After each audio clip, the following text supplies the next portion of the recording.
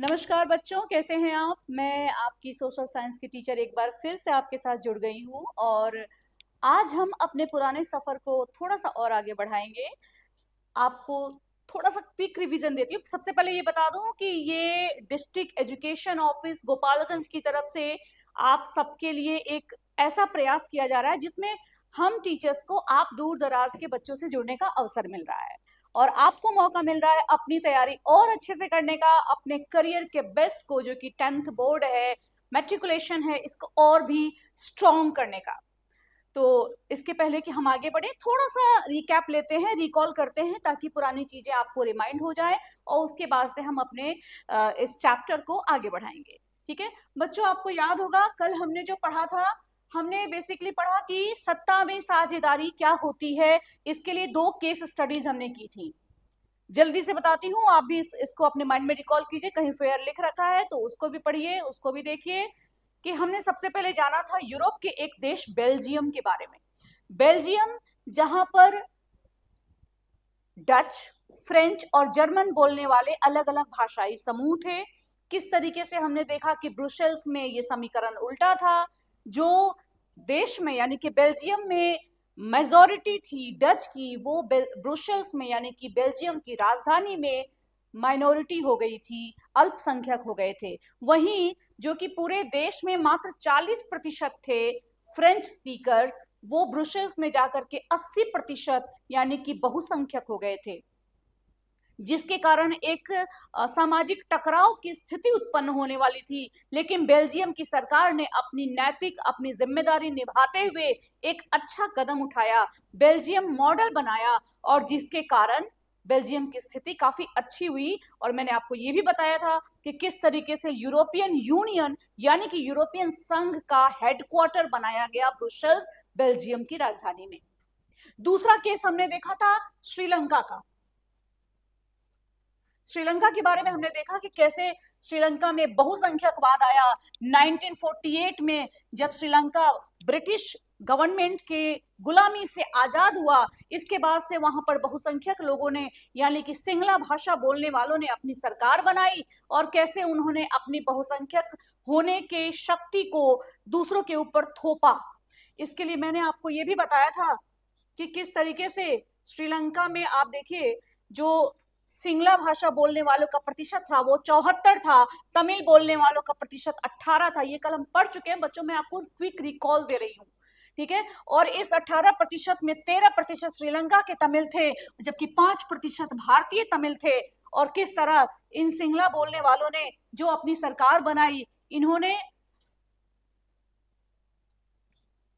किस तरीके से 1948 में आजाद होने के बाद से अपने बहुसंख्यक होने का लाभ उठा करके तमिल के ऊपर अपना अधिकार जमाना चाहा।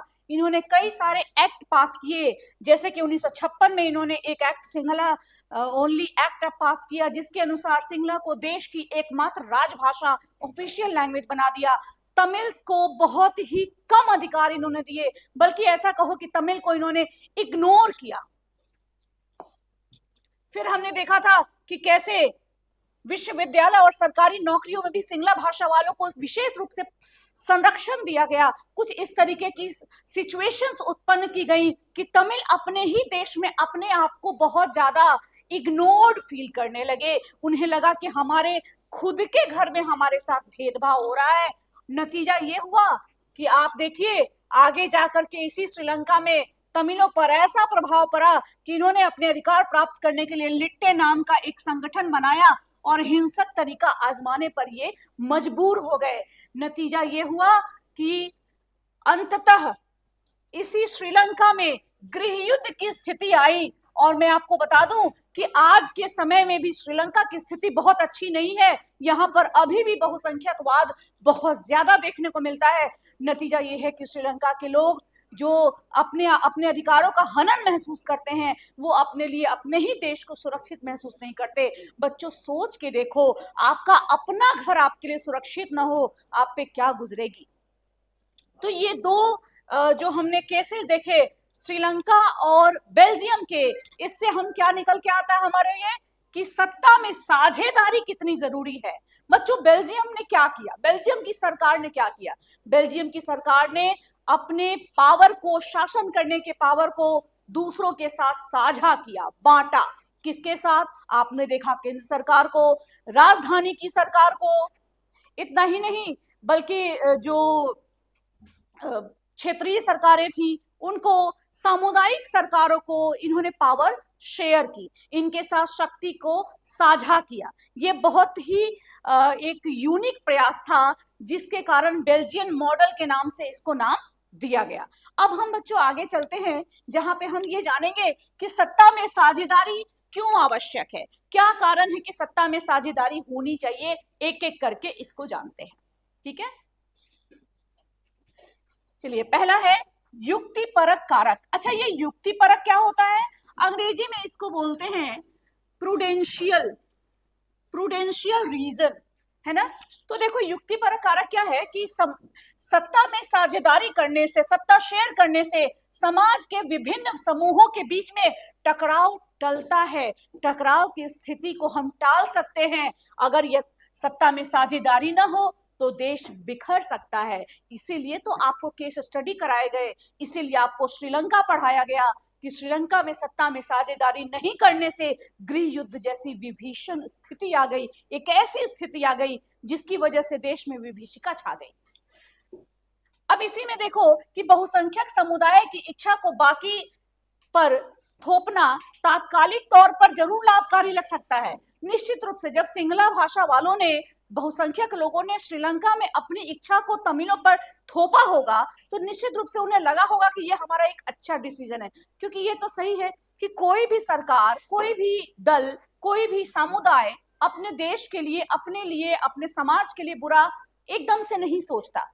कहीं ना कहीं उन्हें भी लगा होगा कि हम ये जो फैसला कर रहे हैं, चाहे सिंगला भाषा को राजभाषा बना रहे हो या फिर चाहे हम तमिलों को इग्नोर कर रहे हो, सिंगला लोगों को नौकरी में, शिक्षा में, विश्वविद्यालयों में संरक्षण दे रहे हो, इन सारी चीजों को लेकर के उन्हें लगता होगा कि ये हमारे देश के लिए सही फैसला है। लेकिन क्या ये फैसला सही साबित हुआ? नहीं, क्योंकि ये तात्कालिक तौर पर जरूर लगा, लेकिन इसका दूरगामी प्रभाव क्या हुआ? तमिल जो अपने आप को उपेक्षित महसूस करने लगे और बाद में उन्हें लगा कि हमारे लिए आवाज उठाने वाला कोई नहीं, लोकतंत्र है लेकिन लोगों की नहीं सुनी जा रही, तो अंततः उन्हें हिंसक तरीका अपनाना पड़ा और यही स्थिति गृह युद्ध की स्थिति लेकर आई।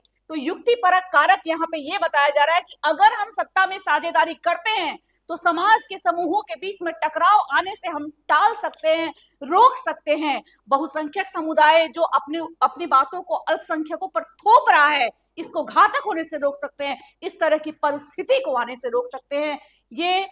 और साथ ही साथ बहुसंख्यक का आतंक जो कि सिर्फ अल्पसंख्यक के लिए परेशानी नहीं करता, बल्कि कई बार तो खुद बहुसंख्यक को भी परेशान कर देता है। आप बताइए, जब श्रीलंका में गृह युद्ध हुआ तो क्या नुकसान सिर्फ तमिल्स का हुआ? नहीं, एज वेल एज सिंगला लोगों का भी नुकसान हुआ, दोनों समुदायों के लोगों का नुकसान हुआ, पूरे श्रीलंका में रहने वालों का नुकसान हुआ, जान की, माल की क्षति हुई। तो यहाँ हम क्या देखते हैं कि इस तरह की परिस्थिति को रोका जा सकता है, क्या करके? सत्ता में साझेदारी करके। तो ये है सत्ता में साझेदारी का पहला युक्तिपरक कारक, यानी कि प्रूडेंशियल रीजन। चलते हैं नेक्स्ट पर। दूसरा जो कारण है बच्चों वो है नैतिक कारण। नैतिक कारण को अंग्रेजी में कहते हैं मोरल रीजन। अच्छा, नैतिक क्या होता है? नैतिकता, नैतिक, हम अपने दैनिक बोलचाल की भाषा में भी इस शब्द का प्रयोग बहुत करते हैं, नैतिक। व्हाट इज नैतिक? नैतिक शब्द बना है नीति से, जो नीति परक है वो नैतिक है। अच्छा, नीति क्या है? नीति है उचित अनुचित का विचार करके फैसले करना और उन फैसलों पर कार्य करना। यहां नैतिक का मतलब हुआ कि लोकतंत्र है तो लोकतंत्र में क्या उचित है और क्या उचित नहीं है, इसको डिसाइड करके तब निर्णय लिए जाएं। तो बच्चों, सत्ता में साझेदारी इनफैक्ट लोकतंत्र की आत्मा है, कहते भी हैं power sharing is the very spirit of democracy. सत्ता में साझेदारी लोकतंत्र की आत्मा क्यों है? क्योंकि लोकतंत्र तभी सफल है जब इसमें ज्यादा से ज्यादा लोगों के साथ सत्ता की साझेदारी की जाए। लोकतंत्र में ज्यादा से ज्यादा लोगों की साझेदारी सत्ता में होनी चाहिए, निश्चित रूप से होनी चाहिए। ये डेमोक्रेसी के लिए बहुत ही जरूरी है और तभी हम कह सकते हैं कि लोकतंत्र सफल है। आप मुझे 1 मिनट के लिए बताइए, मान लीजिए आपके क्लासरूम में लोकतंत्र है, लोकतंत्र यानी सबकी इच्छा से निर्णय होते हैं। अब इसमें 40 लोगों में से मात्र 5 की इच्छा है, 35 से पूछा ही नहीं गया, तो क्या वो लोकतंत्र है? बिल्कुल नहीं है, क्योंकि निर्णय लेने का जो अधिकार है वो सबके साथ साझा ही नहीं हुआ, तो लोकतंत्र कैसा? ठीक ऐसे ही सत्ता की साझेदारी लोकतंत्र की आत्मा कही जा सकती है। इसमें ज्यादा से ज्यादा लोगों की साझेदारी सत्ता में होनी ही चाहिए।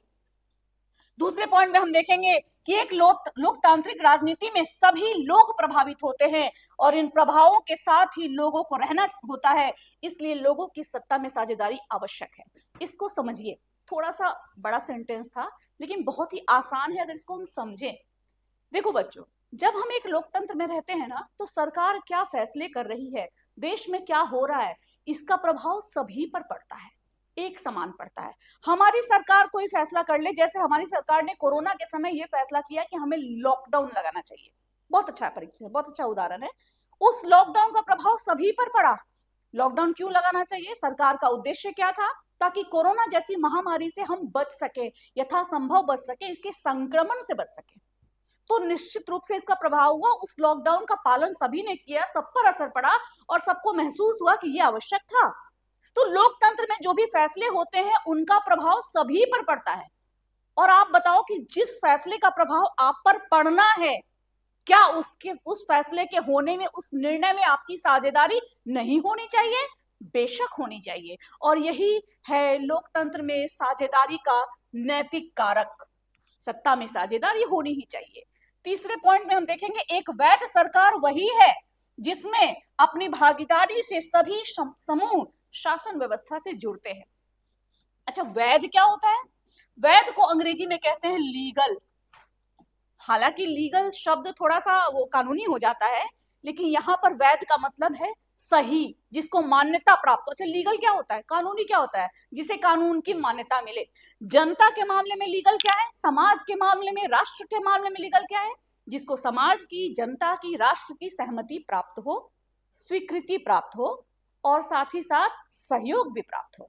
तो एक वैध सरकार वही होती है जिसमें अपनी भागीदारी से सभी समूह शासन व्यवस्था से जुड़ते हैं। यहां समूह का अर्थ क्या है, इसको समझिए।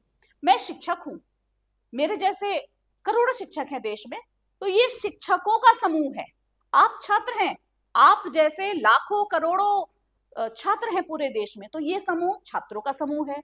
जो किसान हैं, कई सारे किसान हैं, वो किसानों का समूह है ना। स्त्रियां हैं, नारियां हैं, वो नारियों का समूह है।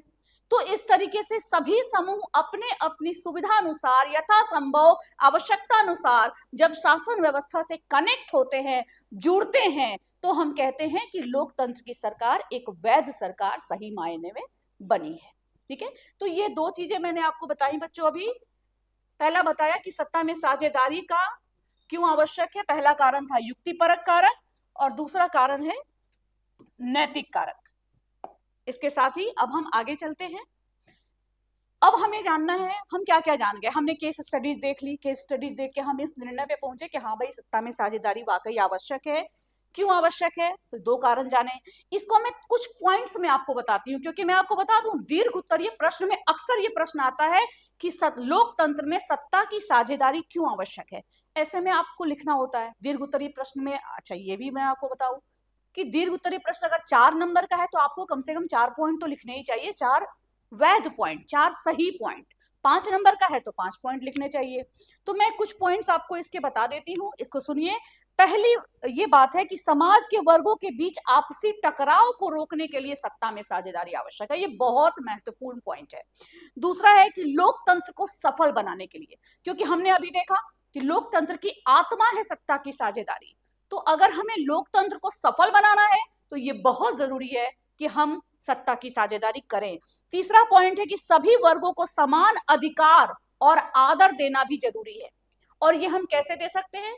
निश्चित रूप से उन्हें कुछ पावर देकर, उनके साथ कुछ पावर शेयर करके, उनको सत्ता में साझेदार बना करके हम ये काम कर सकते हैं। नेक्स्ट है कि अगर हमें देश में अच्छा निर्णय लेना है, बेटर डिसीजन लेना है, तो भी जरूरी है कि हम ज्यादा से ज्यादा लोगों को इस निर्णय लेने के प्रोसेस में साझीदार करें, इस फैसला लेने में उनको शामिल करें, तो हम एक अच्छा निर्णय ले पाएंगे। और अंतिम कि बहुसंख्यकवाद के खतरे को रोकना ये भी बहुत जरूरी है, और ये तभी होगा जब हम समाज के सभी वर्गों के साथ इस सत्ता को, इस पावर ऑफ रूल को शेयर कर सकेंगे। ठीक है, अब आगे बढ़ते हैं, जिसमें हमें ये जानना है कि सत्ता में साझेदारी के रूप कौन कौन से हैं। साझेदारी तो होनी चाहिए, लेकिन कैसे और कैसे होती है, कैसे होनी चाहिए, तो चलिए इसको पढ़ते हैं। बहुत ही मजा आने वाला है, क्योंकि ये चीजें आप प्रैक्टिकल लाइफ से कनेक्ट कर पाएंगे। देखो, सोशल साइंस या साइंस या कोई भी विषय की पढ़ाई की सबसे अच्छी बात क्या है ना, कि इसको हम अपने आसपास के जीवन से, अपने जीवन से जोड़ पाते हैं, और जितना ज्यादा जोड़ते हैं उतना हम जुड़ते हैं, है ना, उतना हम समझते हैं। तो पहला है कि देखो, क्षैतिज व नियंत्रण व संतुलन की अवस्था। अब मैं एक एक करके शब्दों पे आऊं। ये क्षैतिज क्या होता है? हॉरिजॉन्टल। हॉरिजॉन्टल यानी ये जो है ना, ये क्षैतिज है। मैथ में भी पढ़ते होंगे आप, ये क्षैतिज रेखा है ना, हॉरिजॉन्टल लाइन। अब ये क्षैतिज क्यों कहा गया? क्योंकि आपने बच्चों क्लास 8 से ही पढ़ा है कि सरकार के 3 अंग होते हैं, जिनकी चर्चा मैंने पिछले क्लास में भी की थी, विधायिका, कार्यपालिका और न्यायपालिका। तो यही क्षैतिज 3 है। सरकार के 3 क्षैतिज रूप से 3 भागों में पावर शेयर किया गया है, विधायिका, कार्यपालिका और न्यायपालिका के साथ। ये तीनों ही अंग एक ही लेवल पे, एक ही स्तर पे रह के अपने अपने हिस्से का कार्य संपादित करते हैं। कार्य क्या है? आप जानते हो कि विधायिका कानून बनाती है, कार्यपालिका उसी कानून को लागू करती है, और न्यायपालिका उसी कानून का संरक्षण करती है, उसकी सुरक्षा करती है, और यदि कोई इस कानून को तोड़ता है तो उसका भी उपाय न्यायपालिका ही हमारी करती है ना। अब ये तीनों चूंकि एक ही स्तर पे रह के अपनी शक्तियों का उपयोग करते हैं, और साथ ही साथ एक दूसरे पे चेक भी रखते हैं। कैसे? तो आपको पता है कि विधायिका ने कानून तो बना दिया, लेकिन लागू विधायिका नहीं कर सकती, लागू कार्यपालिका करेगी, और उसी कानून को सही से लागू किया कि नहीं, उस कानून को संविधान के अनुसार बनाया कि नहीं, ये न्यायपालिका देखेगी। तो तीनों ही एक दूसरे के साथ काम करते हैं, एक दूसरे का पे चेक भी रखते हैं, और इसको बैलेंस भी करते हैं। यही कारण है कि इसे नियंत्रण और संतुलन की व्यवस्था भी कहा जाता है। अंग्रेजी में कहें तो इसे system of check and balance भी कहते हैं। बहुत महत्वपूर्ण है, वीवीआई इसको नोट कर लीजिए। System of check and balance, नियंत्रण और संतुलन की व्यवस्था। क्या होती है नियंत्रण और संतुलन की व्यवस्था? तो सरकार का जो क्षैतिज तरीके से कार्यों का वितरण किया गया है, विभाजन किया गया है, विधायिका, कार्यपालिका और न्यायपालिका के बीच में, ये तीनों एक ही स्तर पे रह के अपने अपने कार्यों का संपादन करते हैं, निष्पादन करते हैं, और एक दूसरे पर संतुलन भी रखते हैं, एक दूसरे पर नियंत्रण भी रखते हैं। इसी सिस्टम को हम नियंत्रण और संतुलन की व्यवस्था यानी कि system of check and balance कहते हैं। ये आपने याद रखना है, क्योंकि महत्वपूर्ण है, प्रश्न इससे आते हैं। दूसरे में हम देखें, पहला हमने क्या देखा? क्षैतिज। दूसरा हम क्या देखेंगे? ऊर्ध्वाधर यानी वर्टिकल। पहला था हॉरिजॉन्टल, दूसरा है वर्टिकल। ऐसे समझ जाओ, एक जो लेटा हुआ है और दूसरा जो खड़ा है ना। जब आप खड़े हैं तो आप वर्टिकल है, ऊर्ध्वाधर है, और जब आप लेटे हुए हैं तो आप क्षैतिज हैं। अब हम चलते हैं ऊर्ध्वाधर यानी कि वर्टिकल की तरफ। Vertical form of power sharing, सत्ता में साझेदारी की वर्टिकल व्यवस्था। ये बहुत ही आसान है इसको समझना। आप मुझे बताओ, आप रहते हो बिहार में, ये राज्य है, बिहार राज्य की जो सरकार है, आपको पता है अभी अभी हमारे नए मुख्यमंत्री जी ने शपथ ली है, तो हमारी जो ये बिहार राज्य की सरकार है, ये राज्य स्तर पे है। जबकि इसके भी ऊपर एक सरकार है, वो कौन सी है? भारत सरकार, है ना, जो केंद्र स्तर पे है। तो यहाँ पर ये देखो, ये मैंने बना रखा है, ये जब हम वर्टिकल की बात करते हैं तो 3 स्तर की सरकारें हमारे देश में है, केंद्र सरकार, राज्य सरकार और स्थानीय सरकारें। इसको ऐसे समझिए,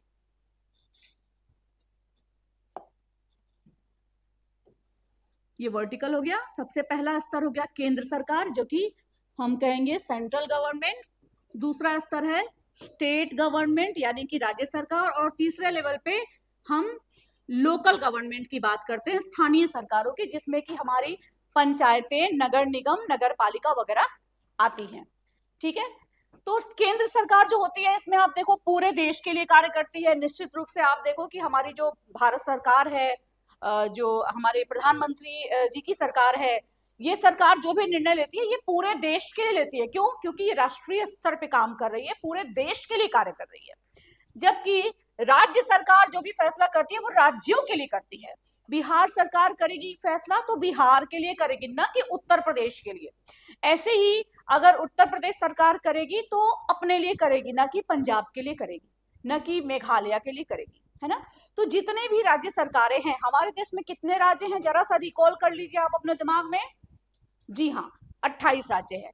तो ये जो 28 राज्य हैं, 28 राज्य की सरकारें हैं, ये अपने अपने राज्य के लिए, अपने अपने क्षेत्र के लिए, अपने अपने यहाँ के मुद्दों के लिए कार्य करती हैं, अपने अपने यहाँ के वासियों के लिए कार्य करती हैं।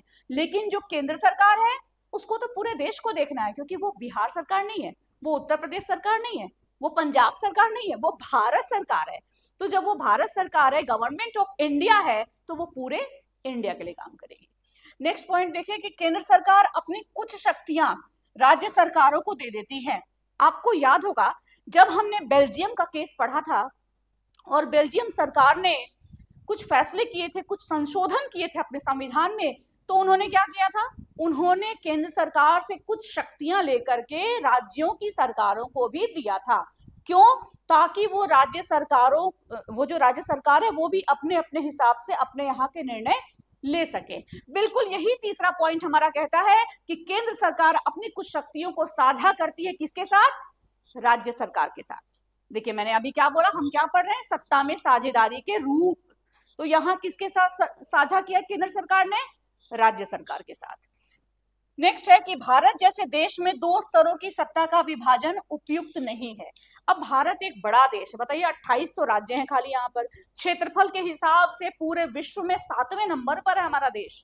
तो इतने बड़े देश में मात्र 2 स्तर की सरकारों से काम नहीं चल सकता, इसीलिए हमारे देश में एक तीसरे स्तर की सरकार बनाई गई है, जिसे हम लोकल गवर्नमेंट या स्थानीय निकाय कहते हैं। हमारे यहाँ की बोलचाल की भाषा में हम इसको नगर निगम, नगर पालिका और पंचायतों के रूप में जानते हैं। ये ऐसा ही आप देखोगे कि अब आप कहोगे कि मैम केंद्र सरकार ने अपनी शक्तियां दे दी राज्य को, अब ये स्थानीय सरकारों को कौन देगा शक्ति? तो भाई केंद्र सरकार ने दी राज्य को, अब राज्य सरकारें अपनी कुछ कुछ शक्तियां देंगे किसको? स्थानीय सरकारों को।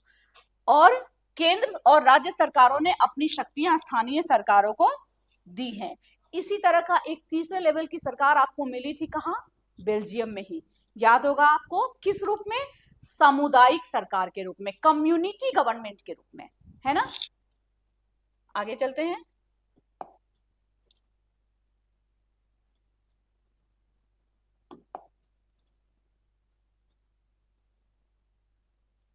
अब देखो दो हमने देखा, एक देखा हॉरिजॉन्टल, एक देखा वर्टिकल। अब तीसरे नंबर पे चलते हैं।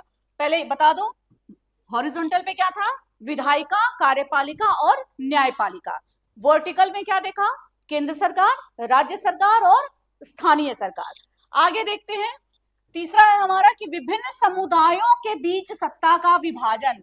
अब भाई सरकारों का तो हमने देख लिया, वो तो ऑफिशियल है। अब ये क्या चीज है भाई, समुदायों के बीच कैसे सत्ता विभाजन है और क्यों है विभाजन? तो बच्चों आपने श्रीलंका और बेल्जियम दोनों के ही केस में देखा कि समुदायों का ही तो टकराव था। बेल्जियम में भाषाई समुदायों का और ठीक इसी तरीके से श्रीलंका में भी भाषाई समुदायों का टकराव था। तो उन समुदायों के साथ भी पावर को शेयर करना जरूरी है। याद कीजिए बेल्जियम में भी डच, फ्रेंच और जर्मन के साथ पावर को शेयर किया गया था। ठीक ऐसे ही समाज के कमजोर वर्ग भी सत्ता में साझेदार होते हैं, जैसे कि बेल्जियम में सामुदायिक सरकार इसका उदाहरण है। आपके देश में, हमारे देश में आप देखो कि स्त्रियों को या कुछ समाज में जो पिछड़े हुए वर्ग हैं, जो तथाकथित पिछड़े वर्ग हैं, जिनके बारे में अभी तक यही सर्वेक्षणों में आता है कि ये उस तरीके से विकास नहीं कर पाए हैं स्वतंत्रता के बाद जिस तरह से इनको करना चाहिए। नतीजा क्या है कि उनको कुछ विशेष सुविधा प्रदान की जाती है, उनको कुछ अधिकार दिए जाते हैं कि इस क्षेत्र में आपका अधिकार रहेगा, इस क्षेत्र में आपको हम इतनी सुविधा देते हैं। ये क्या है? ये भी तो सत्ता में साझेदारी का ही एक रूप है ना। भारत में यह आरक्षण के माध्यम से किया गया। देखिए अभी मैं यही बता रही थी आपको। निर्वाचन क्षेत्रों की भी बात करें, SC, ST और औरतों के लिए सीटें आरक्षित होती हैं। अब मैं यहां रुकूंगी क्योंकि अक्सर बच्चों को कुछ कंफ्यूजन रहती है इस SC में और ये ST में। थोड़ा सा मैं आपको बता दूं, SC का मतलब होता है शेड्यूल्ड कास्ट और ST का मतलब होता है शेड्यूल्ड ट्राइब। अब ये क्या है इसको थोड़ा सा समझ लीजिए। कास्ट तो आप समझते हैं जाति, इस पे हम आगे भी चर्चा करेंगे इस अध्याय में। ट्राइब होती है जनजाति, ये तो आप जान रहे हैं। इस शेड्यूल्ड की वजह से ना इसका अर्थ बच्चे समझ नहीं पाते, थोड़ा संकीर्ण अर्थ समझते हैं। देखो शेड्यूल्ड क्या है, हमारे संविधान में 12 अनुसूचियां हैं, ठीक है।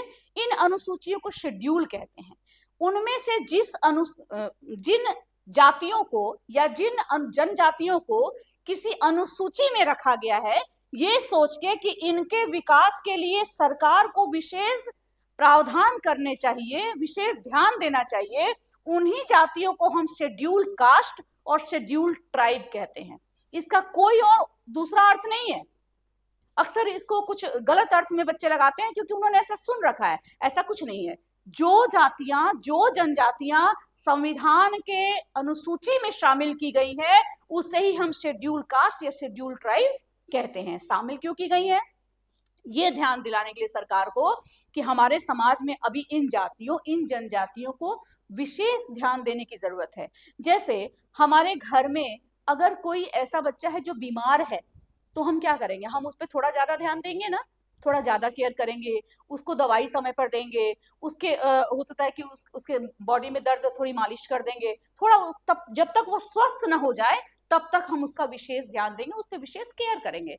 ठीक इसी तरीके से कुछ जातियों, कुछ जनजातियों के लिए शेड्यूल में रखा गया है जिसको हम SC और ST कहते हैं। आइए आप समझते हैं। तो निर्वाचन क्षेत्रों में SC, ST और औरतों के लिए यानी कि महिलाओं के लिए सीटें आरक्षित हैं। अभी मैंने आपको बताया लोकल गवर्नमेंट है ना, स्थानीय स्वशासन यानी कि जो पंचायत है, नगर पालिका है, नगर निगम है। आपको बता दूं कि संविधान के 1992 के संशोधन अधिनियम के अनुसार हर लोकल गवर्नमेंट में कम से कम 33% सीटें महिलाओं के लिए, SC के लिए और ST के लिए आरक्षित की गई हैं। ये जो ग्राफ है ये आपको ये चीज दिखा रहा है ना। और अगर बिहार की बात करें तो ये देखो कम से कम 33%, यानी कि राज्य सरकार अगर चाहे तो इस प्रतिशत को अपने हिसाब से बढ़ा सकती है, घटा नहीं सकती। तो बिहार में महिलाओं के लिए 50% का आरक्षण दिया गया है लोकल सेल्फ गवर्नमेंट में। ये आपको जानना चाहिए, ठीक है। आगे बढ़ते हैं। इस प्रकार विभिन्न सामाजिक समूहों में सत्ता में साझेदारी होती है। अब ये सब क्या है, ये SC, ST, महिलाएं, इसके साथ साथ आप देखो कि जो दिव्यांगजन होते हैं उनको भी विशेष तरीके से सुविधा मिलती है, उनको भी बहुत तरीके की सुविधाएं दी जाती हैं, उनको भी आरक्षण दिए जाते हैं। ये क्या है, ये सब सामाजिक समूह है जिनको सरकार यानी सत्ता यानी कि संविधान किसी किसी अलग अलग तरीके से सत्ता में साझेदार बनाती है। आगे चलते हैं। अब इसके साथ ही देखिए आगे हम पढ़ेंगे राजनीतिक दल, दबाव समूह और आंदोलनों के बीच कैसे सत्ता की साझेदारी होती है। इसको हम थोड़ा सा ये और डिटेल में पढ़ेंगे, अगली क्लास में पढ़ेंगे। आज मैं बस आपको 2 चीजें दे रही हूं, उसको आप जरूर कीजिए। पहला, एक ये प्रश्न लिखिए कि सत्ता में साझेदारी क्यों आवश्यक है। इस प्रश्न का उत्तर आप कम से कम 4 पॉइंट में लिखने की कोशिश कीजिए, प्रैक्टिस कीजिए। और दूसरा प्रश्न ये कि सत्ता की साझेदारी जो क्षैतिज तरीके से होती है उसमें क्या होता है, यानी कि क्षैतिज तरीके से सत्ता में साझेदारी किस प्रकार नियमित की जाती है। इन 2 प्रश्नों का उत्तर आप लिखेंगे, सोचेंगे, कोशिश करेंगे। बाकी आपको नोट्स चाहिए आप बताएंगे, डाउट हो कमेंट्स में पूछिए, और जरूरत हो तो लाइव क्लास भी हम लेंगे, डाउट क्लास लेंगे। और इसके साथ ही अपना ध्यान रखिए, पढ़ते रहिए, बढ़ते रहिए। धन्यवाद। थैंक